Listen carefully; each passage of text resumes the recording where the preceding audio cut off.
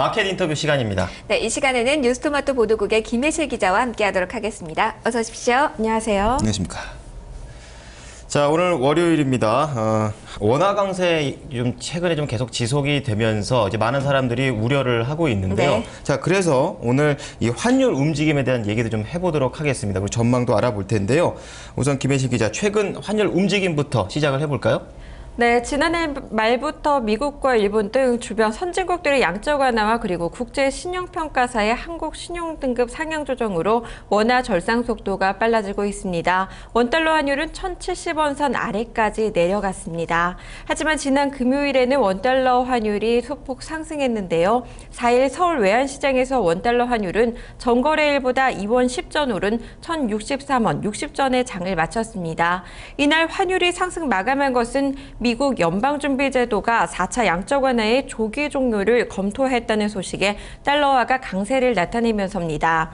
여기에 연이은 환율 급락으로 외환당국의 개입 경계감이 높아지면서 환율 하단을 지지했습니다.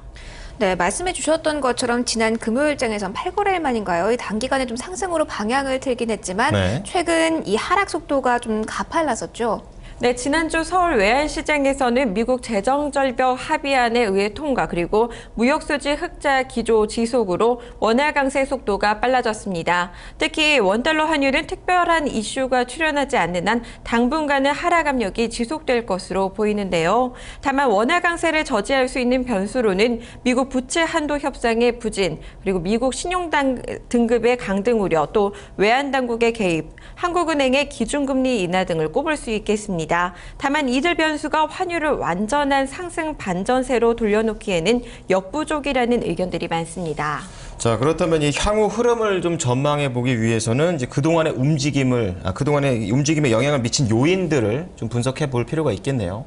네, 우선 지난해 흐름부터 살펴보면요. 환율은 지난해 1,157원으로 첫 거래를 시작한 뒤 점차 하락해 1분기 내내 1,100원대 초반에 머물렀습니다. 하지만 2분기 들어서는 그리스발 유럽 재정위기 우려가 다시 불거지면서 상승했는데요. 5월에는 1,185원 50전까지 오르면서 연고점을 찍기도 했습니다. 하지만 하반기 들어서는 본격적으로 원화 강세 현상이 나타났습니다. 선진국이 경쟁적으로 통화정책 완화에 나선 데다 상대적으로 우리 경제의 기초 체력이 강화되면서입니다.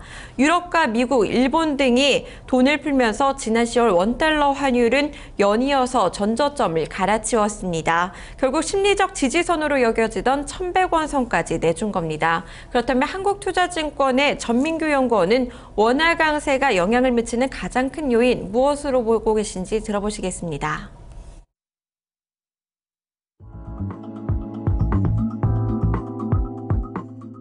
미국 경기가 회복되고 유럽 재정 위기가 진정되기 때문에 지금 국제 금융시장이 안정되고 있는데요. 이렇게 안정이 되게 되면은 원화 같은 그 이머징